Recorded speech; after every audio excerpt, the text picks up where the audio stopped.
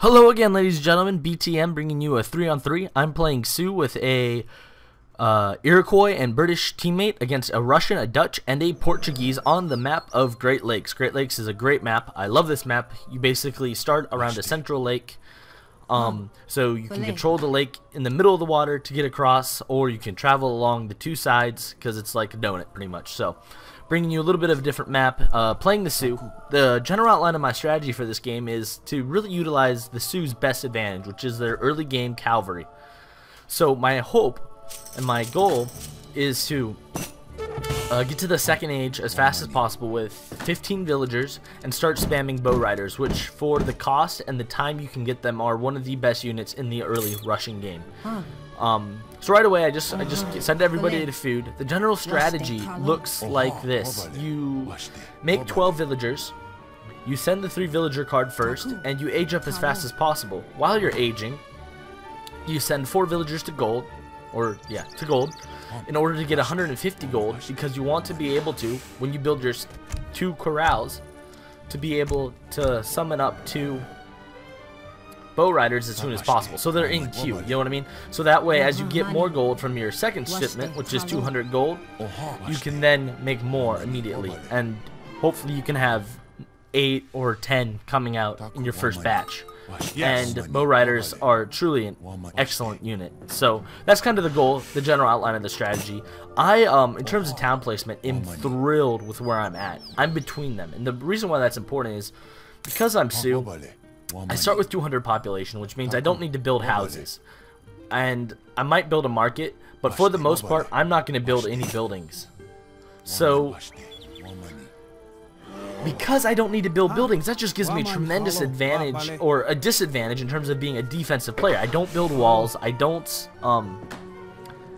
fortify well, you know, so being between them allows me to kind of be sandwiched and protected, and not have my villagers be subject to raiding, because I won't have much, or I won't have anywhere for them to hide or whatever. I'm sorry, this is incredibly awkward. So I'm getting up to 12 villagers. I'm scouting around with my war chief. I named him Poncho, as you can see. Haven't played Sioux and Rush ever before, so I was really excited to start playing some Sioux because I've heard about them.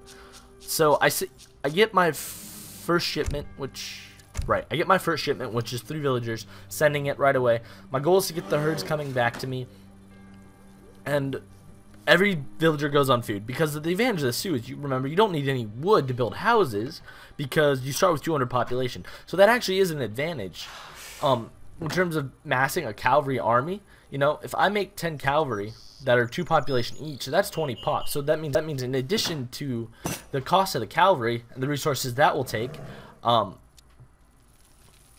one second, I'm going to interrupt that. I'm looking at their deck. I'm looking to see. I noticed he's got a lot of gold, a Cossack card. Wondering if he's going to try a lot of Cossacks or Musketeers. I look at the Dutch player we're facing. I see wood. Not a lot of units, though. I'm very surprised by his cards. He seems to have more of a long-term strategy in mind. So that's surprising. But as I was saying before, is when you have the cavalry, not only do I have to have the tremendous amount of resources to build the cavalry, I then have to have the resources to build houses, because cavalry takes so much population, and I have to put the villagers on wood, which gathers slower than food, to get the houses. So being able to use the Sioux cavalry, and not have to worry about houses is a tremendous advantage. Now, I actually, when I looked up this strategy, I did not find a clear-cut direction, I guess you could say, on whether you should age up fast or with the 400 wood. I age up with the 400 wood because that's the only logical way I see in my head to be able to get to the second age, to get your 2 corrals up, and to get making bow riders ASAP. I tell my teammates here, do you want to rush red? I don't want to let him boom. I am expecting blue or green to kind of put some pressure on, and I'm not going to build my corrals actually at the forward base. I'm going to build them at my town center, because cavalry travels so quickly, and my war chief gives them a speed bonus, if I'm correct. I'm not sure. I was looking at the numbers though before. Because my war chief gives them a speed bonus, I don't feel concerned about not having my corrals built at the front of the battle. I think it's actually wiser for me, in terms of having to play defense possibly, to have my corrals in my town. So I have my 4 villagers on coin, 11 on food, and remember the goal here is to get 150 That way I can, as soon as possible, build my corrals and start summoning up bow riders. Bow riders, by the way, are a great unit. They're very bulky, they're very fast, they're very hit and run. I guess the thing that I had to adapt to as playing Sioux is I normally play Russian a lot in both Treaty and Rush. So I'm used to just pumping out units, and it doesn't matter if those units die or stay alive because I can just make more. But you can't do that with Sioux and Rush because their units are so expensive and their economy is so fragile, and the longer the game goes, the weaker their economy gets. You really have to treasure each unit, especially when you're doing mostly cavalry. And that was just kind of the lesson I learned in terms of like hitting and running, keeping my cavalry alive. Absolutely vital to playing Sioux. Keeping each investment you make into your army alive. Doesn't mean that you're not going to have any units die, but it does mean that we got to keep every single one alive. I noticed right away, by the way, in scouting the map, that Red isn't hurting near his town. I noticed that he's building a bank on the perimeter of his town, so I'm kind of surprised at this point. Like, really?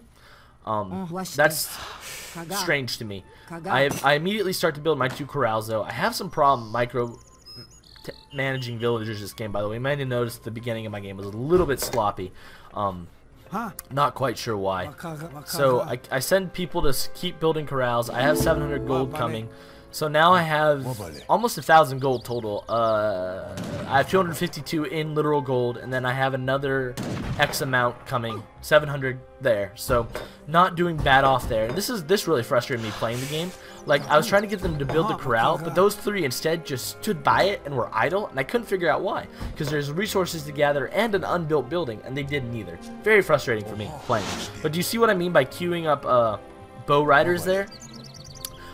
Even though I could make more, my goal is to summon just 1 from each, and that way as I get the gold, I can then make more immediately, if that's making sense. Like, I hope it makes sense. I'm having trouble speaking English this morning, I'm sorry. Happy Martin Luther King Day, by the way, to everybody in the Americas. I do notice that, immediately that Green is built a blockhouse. He's gonna rush. Not necessarily thrilled about that, but I'm not too freaked out. I now have 5 bow riders made, plus 2 more coming with the opportunity to summon more.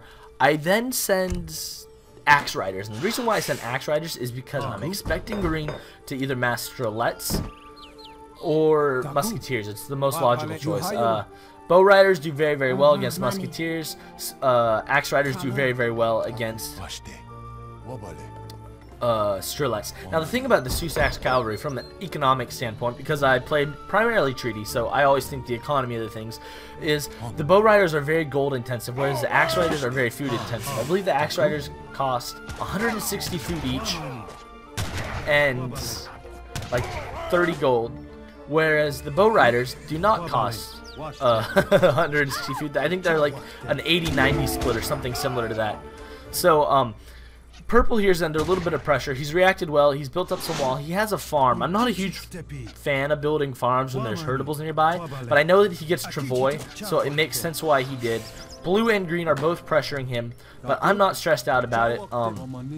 I hate to say it, but my cavalry will be more than a match, supported by those war huts, for anything he can possibly summon to us. I see more musketeers coming. I decide to pull back a little bit here. He thinks the exact same thing. I want to cover the side of the town, in case he tries to flank, but he doesn't. So, a little bit of a skirmish there. Nothing big or dramatic happens. And then all of a sudden in comes Red, running some cavalry. And that doesn't freak me out too much. I let my war chief stay there actually and fight them, with the hopes that he'll buy enough time for my bow riders to get in the area and kill him.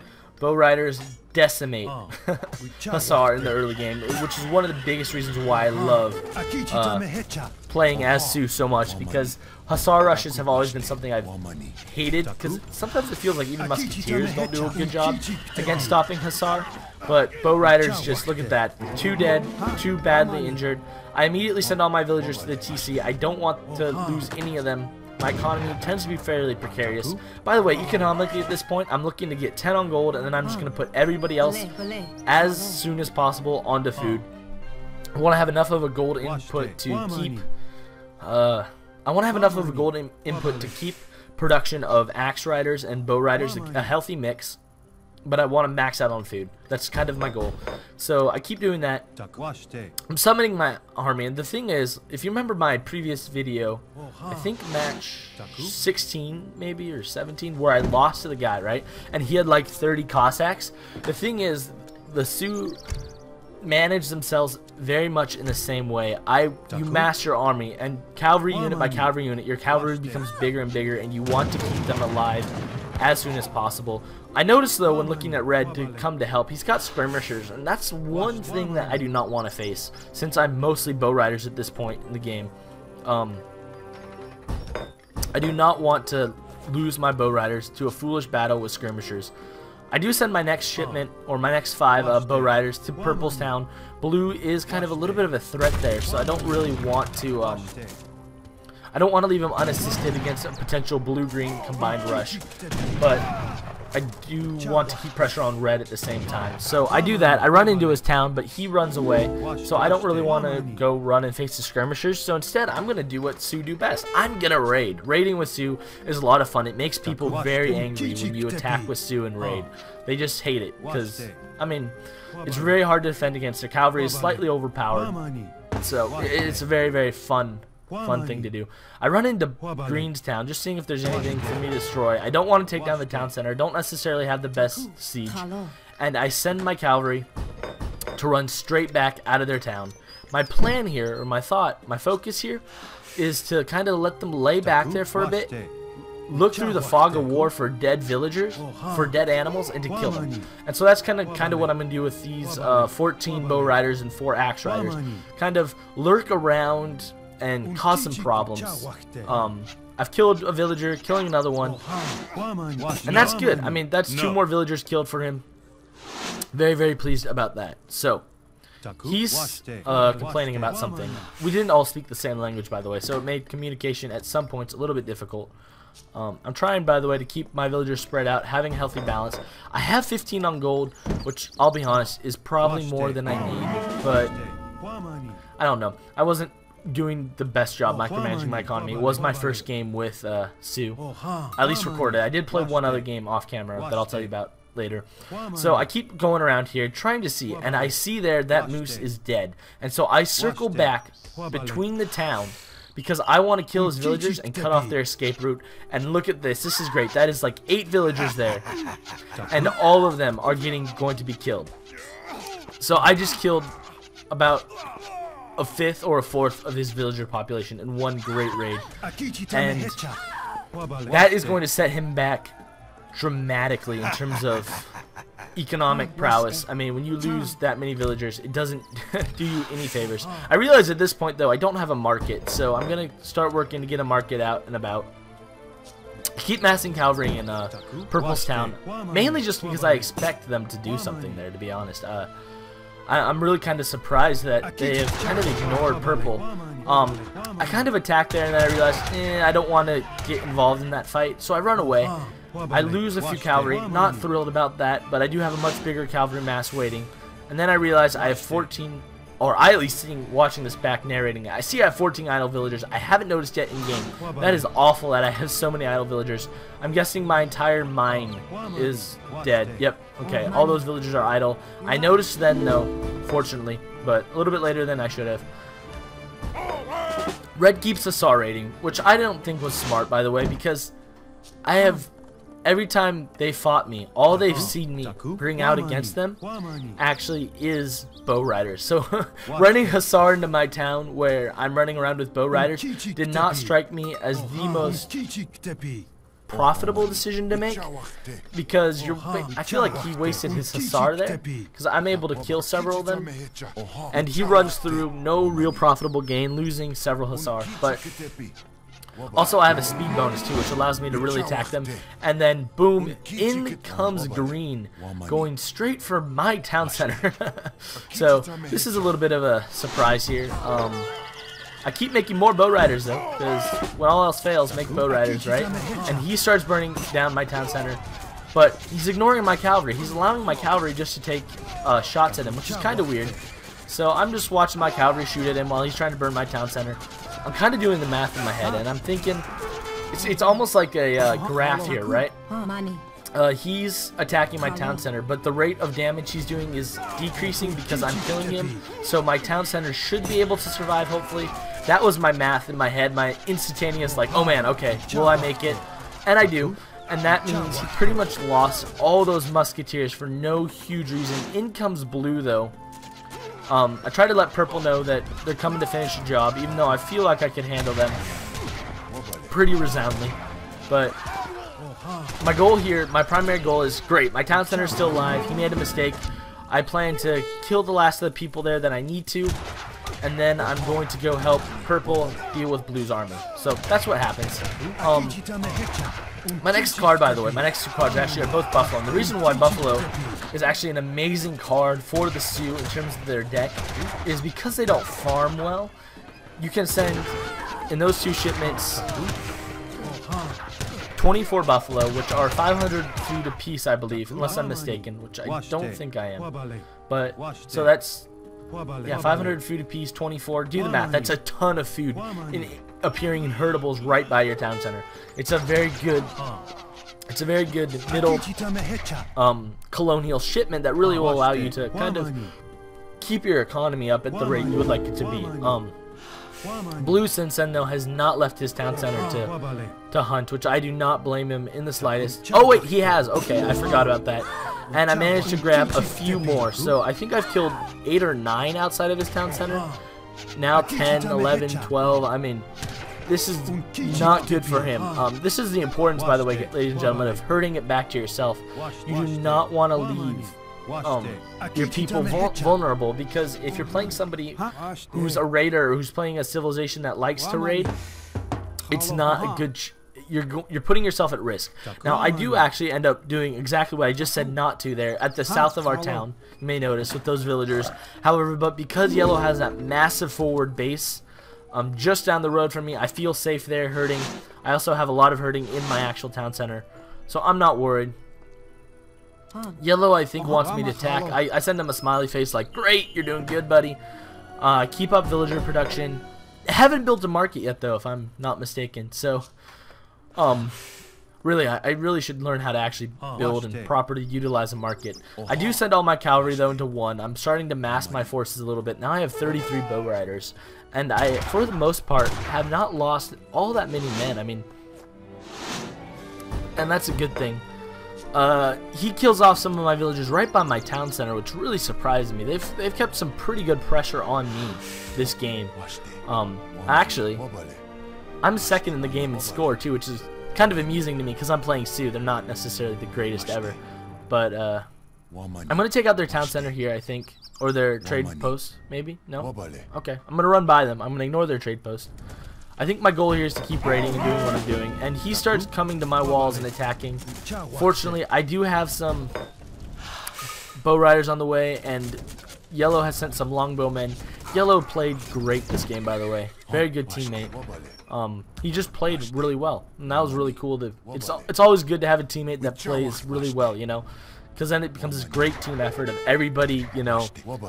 You're in trouble, and then all of a sudden your teammate's there for you, and you're there for your teammate. It really makes the game play really well. I pull back a bit because I'm outnumbered, and I really don't want to let this cavalry die.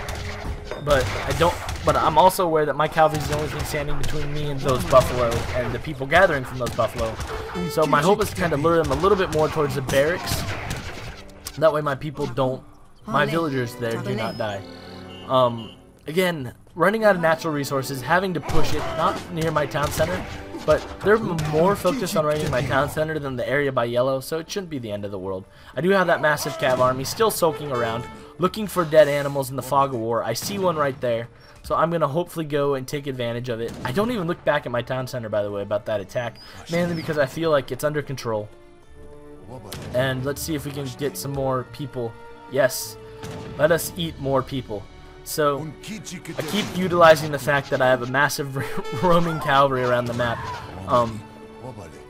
That's really what you have to do with Sioux. You can't let your units, for the most part, stand up and die. You have to use them wisely. And at this point, I then go to amass my army in one point where he asked me to, because it's time to take out red. I mean, if you look at blue and green, their scores are very low. They've clearly been affected by the raiding and the loss of military. So it's time to seize our advantage. We've taken advantage with raiding. We've taken advantage with defensive efforts. We haven't really taken map. Well, yellow's done some good map control, but we haven't. I tried to attack red, but I don't want to rush in there because I do not want to face skirmishers. That's like my big thing. Like, I am not going to lose my cavalry due to skirmishers. I'll fight carbineers all day, although I would still rather longbow or pikemen fought them. I don't want to be the frontline troops. My men are too valuable, too powerful to go in there and let them just get slaughtered endlessly, you know. So what I do here is I'm massing out my cavalry, combining them, and he wants me to move in. I'll move in. I'll back him up. Not so much siege, but I can definitely provide some good unit support. I pull back a bit because I really do not want to fight the skirmishers, and I got to make that clear to him. Like, carbineers, I'll match up my cavalry, my bow riders with those carbineers all day. Bow riders are beasts. I have a significant numbers advantage. Not afraid of that, but I don't want to let them all die due to skirmishers. I think sooner or later I tell my teammate that I don't want to match up against them.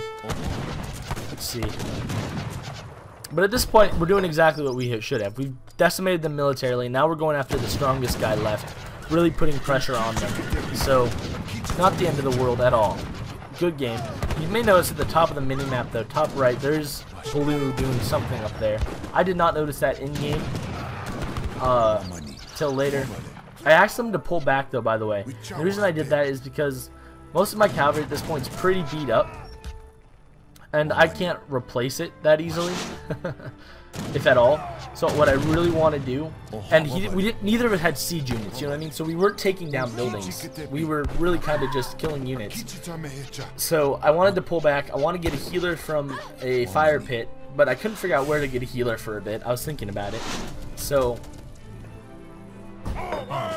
that's my current plan right now, to pull back, deal with the defensive threat, work on getting a healer out to protect to heal up my cavalry and get back in the fray of this. I'm gonna back up yellow though in our towns defending, and I keep moving villagers more and more west actually, trying to find herds. Fortunately, I have seemingly dissuaded them from from rushing with Hussar just by my sheer population of bow riders, which is a great thing. I'm behind in shipments too, and that's something with Sioux I've had a little bit of trouble adjusting to. I don't know with Sioux, like, I'm wondering if with Sioux I should maybe put in 1,000 food shipment or another gold card. I'm not sure, because I've found, at least in team games, I don't really rely on those 2 infantry shipments I throw in there. I mean, I put those 2 infantry cards in my deck. I believe it's like 6 Seatan bows and 7 war clubs or something like that. I put them in my deck because, you know, everybody said to it adds diversity in case of a rough instance. You can back up your men, but it doesn't seem necessary to me. I never sent them in this game or the practice game I sent. I really was able to rely solely on cavalry. So I don't know, I might take them out. I'll let you know what I do and experiment with the deck. Blue's still running around the map, which surprises me. But yeah, if I were them, I really would have tried to turtle up and force us to come to them. I felt like this was a pretty big waste of resources on their part. And I finally tell Yellow, my horse no fight skirms. I really do not want to put my really expensive bow cavalry at risk of dying to I don't want to put them at risk of dying to the skirmishers. So all standard stuff at this point. And I mean, this is really just a game where we really got benefited by solid teammate play. Purple did a really good job with the tomahawks and the defensive effort. Yellow spammed longbows pretty much everywhere on the map, and I was really able to get some raiding pressure all over them, you know. I probably killed 30 villagers raiding. You know, if you think that combined they have, probably not 30, that's a little high, maybe 20. But if you think that combined they have, what, 24? Oh wait, sorry, 24, what am I talking about? If you think that combined they have maybe 150 villagers, killing 20 is a huge chunk of their economy and time lost. So, all around we were able to bring different things to this game and really lock it up. Although we did not do so well in taking control of the trading posts, and that's one thing I would have changed about this game. I would have tried to be a little bit more conscientious about trading posts. I sent my medicine man though finally to go to the healing. I do not want them all to die, and I have idle villagers yet again. I've done literally an awful job making sure of my villagers this game. Not the best played game from me from the military standpoint, that's for sure. So I sent my villagers to another mine though. Living off the land, going traditional Sioux here. Not building farms and plantations, although I do have one farm, but for the most part, living off the land, living off of whatever there is, sending my units, my horses around. It's a really fun play style. I'd encourage you guys, if you play Age of Empires 3 and you've never tried it just because it didn't work out or you didn't like it, try Sioux. It's a little bit interesting, I guess. It's a very, very fun playstyle for early game. It's different than the normal spam and whatever strategies of the other European civilizations, although it is much more difficult to do in the long term. It's much more difficult to play, I guess. So keep destroying buildings, though. And from here on out, pretty much the game wraps itself up pretty resoundingly. I mean, there is 11 minutes left, and there is some pretty big battles coming, but at this point we have the game pretty much under control. I keep making villagers, all generic good stuff. I have 57 villagers, and so at this point, just making sure, taking care of business, guys. I explained to him I'm healing because cavalry is way too expensive to let them die, which is very true. You can't let your expensive cavalry die. I mean, it's just simply the way it goes. So, trying to think of other notable things to say. So, bringing you a 3-on-3. I mean, team dynamics are always a little bit fun of a game. You tend to see like more long game, big battles, you know. So that's exciting. Purple, by the way, walled us in. That's something I should maybe mention on. I'm not a huge fan of people who wall in necessarily all the time. I don't know, it kind of feels constricting, but I think in this case it was definitely the right thing to do. I did move my medicine man around a bit there to heal. A lot of people don't use healers actually in Age of Empires 3, and I understand why. It's not the sexy, glamorous choice, and a lot of times it's not going to be worth the amount of time and resources it takes to get a healer and then the amount of time to go heal them. However, I would say that if you are Sioux, considering the fact that you don't build really any other major buildings, you know, like think about it, you don't build houses, you live off the land, you might build a market and a fire pit, 2 buildings, right? And the fact you get it for free by just having 1 or 2 villagers on it for a bit, I would totally recommend using healers to keep your cavalry in fighting shape. It's not a bad idea. They are really expensive, as I've said. Not letting them die or be injured is a wise choice. So at this point, I think I say go forward. I see a huge amount of cavalry, and that is what I do. I beat Hussar. Hussar is my game here. So he's marching in behind me, a little bit of a distance.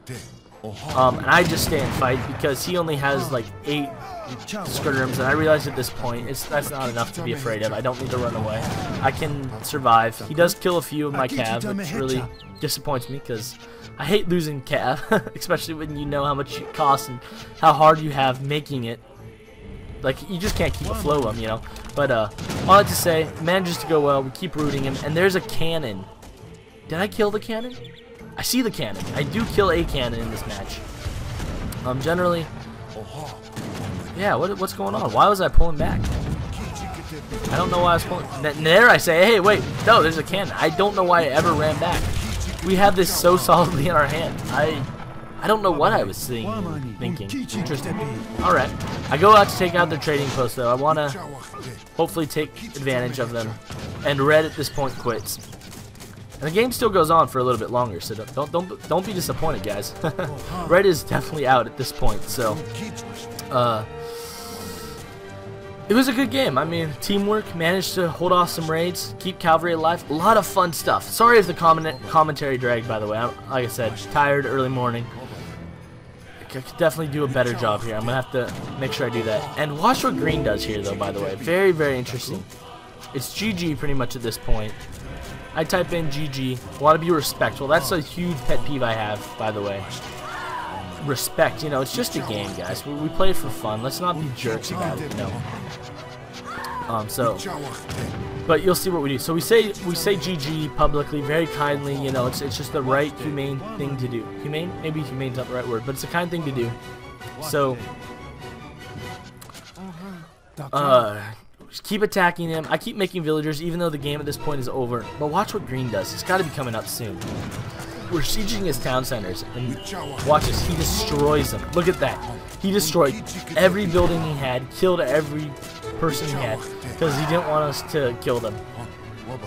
And that to me is just a really sore loser. I said it. Like, that's really kind of cheap. Like, wait, are you kidding me? Like, I get you don't like to lose, but I don't know. That just really kind of struck me the wrong way. Like, kind of felt like a dick move to do. And that's the other thing in terms of respect. I played a practice game, right? It was a 2-on-2 on Carolina. I was Sioux. I was playing against a Russian and a French, and I had a French partner, right? 2-on-2. And my teammate gets killed. And I'm talking absolutely slaughtered in the beginning of the game. All but like 4 or 5 villagers die. My cavalry was across the map raiding. And he just gets owned, right? He gets cleaned, you know, from top to bottom. Nothing left. And he goes and hides behind my town, which is kind of funny because my town's not necessarily that great, you know. But he hides behind my town, and I just run around with my cab the entire game, making villagers, keeping us alive. And the game actually ended up stretching out for 30 or 40 minutes, right? So I just kept fighting as hard as possible, you know. I kept running around the map. I destroyed things. I killed tons of villagers, right? And we ended up losing the game. My economy ended up dying simply just because I was having to face 2-on-1. And even though I was actually able to destroy one of the guy's towns, at the end of the day, I wasn't able to do enough to win the game, right? My economy died. By the time my partner had enough of economy, it was too late, right? But, so all that to say, we lose the game. The guy's an absolute jerk in the chat in the game to me. He says, "Oh, you're just laming Sioux. You're an awful player. Why are you doing this?" Really pissed me off, right? I mean, he won, too. That's the thing. It's not like he lost and was a jerk. He won and was a jerk about it, right? So, and like I said, like I mentioned before, etiquette really bugs me when people aren't polite. But, so we lose the game. He's still a jerk about it, right? So then after the game, I get out of the game. I'm in the lobby just kind of wondering, maybe I'll play another game, you know, practice, or maybe I'll just play like some other random. I'm not sure. I wasn't sure what I was going to do, right? So I'm just kind of like, whatever. And he whispers me, right? And then just starts cussing me out, even though he won the game. Like, I don't get what was up with him. Like, you won the game and you're being a complete ass, you know, being a jerk to me because I played well, you know what I mean? So, I mean, that's just one thing. It's like, I get frustrated in losing. Nobody hates losing more than I do. Trust me on that. But don't be a jerk about it. I mean, come on, guys. Seriously? So, you'll see. I think Green... The reason why I said that, I think Green has some choice words for me at the end of this game about how angry I am.